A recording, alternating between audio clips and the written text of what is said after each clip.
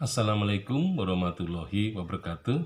Sebelum ada ide mengenai pembukaan kereta api SDS, ternyata bahwa di Karsidenan Banyumas memang sudah dibuka, ya, yaitu pabrik gula di Kalibagor pada tahun 1839, ya, yang dipimpin oleh Edward Cox Junior.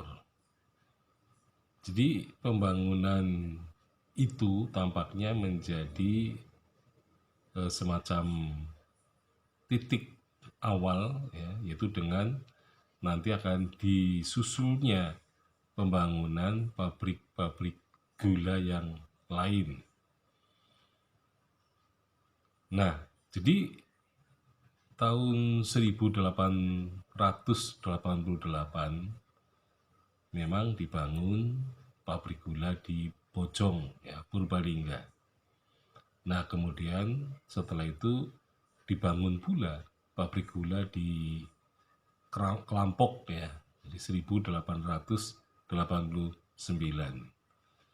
Nah, setelah itu karena perkebunan tebu untuk pabrik gula Kalibagor ini juga melimpah, ya, terutama perkebunan tebu yang berada di sebelah barat Kali Pelus, gitu ya, kelihatannya produktivitasnya tinggi, gitu ya, sehingga pada tahun 1893 pabrik gula Purwokerto atau Purwakerta didirikan juga.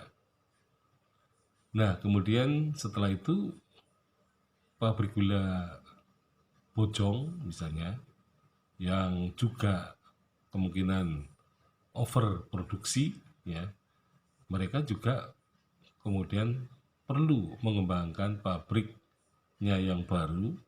Nah, kemudian di Kalimanah dibuka cabang dari pabrik gula Bojong, itu 1894.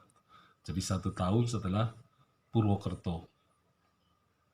Nah, setelah itu, ya, ternyata bahwa di seberang selatan Pegunungan Kendeng, gitu ya, kemudian juga di sana perkebunan tebu juga melimpah, sehingga kemudian dibangun pabrik gula Kalirejo tahun 1910. Jadi dengan adanya produk pabrik gula, ya, yang di Karsidenan Banyumas ada 6 pabrik, gitu ya, dan pabrik itu harus dijembatani atau dihubungkan, ya, atau direlasikan agar produk-produknya ini bisa diekspor, ya, menuju ke Jakarta atau Batavia. Nah, sehingga kemudian tahun 1896 dibangun jalan kereta api dari Maos menuju ke Purwokerto, kemudian ke Purbalingga, kemudian ke Kelampok, dan seterusnya ke Banjarnegara dan Wonosobo. Jadi sebenarnya memang tujuan utamanya adalah perkebunan tebu itu. Nah, tetapi perkebunan tebu dan pabrik gula yang berkembang dengan cepat, tetapi ternyata juga di kemudian hari pabrik-pabrik gula itu mengalami, ya, katakanlah penurunan yang drastis, gitu ya, karena terbukti pada tahun 1934 semua pabrik gula kecuali Kalibagor, ya, ini kelihatannya tidak dioperasikan lagi. Nah, jadi tampaknya bahwa perhitungan terutama untuk pembangunan jangka panjang, ya, kelihatannya oleh pengusaha Belanda tidak diperhitungkan sampai ke masalah yang apa ya, maksudnya sampai ke akar-akarnya. Nah, sehingga ternyata bahwa bisa dikatakan perhitungan mereka juga mengalami ya katakanlah meleset gitu kan. Dan mungkin hal itu juga dipengaruhi oleh situasi ekonomi dunia yang sedang pada waktu itu mengalami resesi.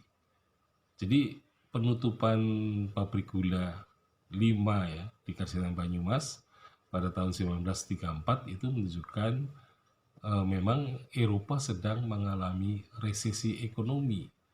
Nah, sehingga kemudian kelima pabrik gula itu ditutup ya, hanya kecuali gitu ya, pabrik gula Kalibagor.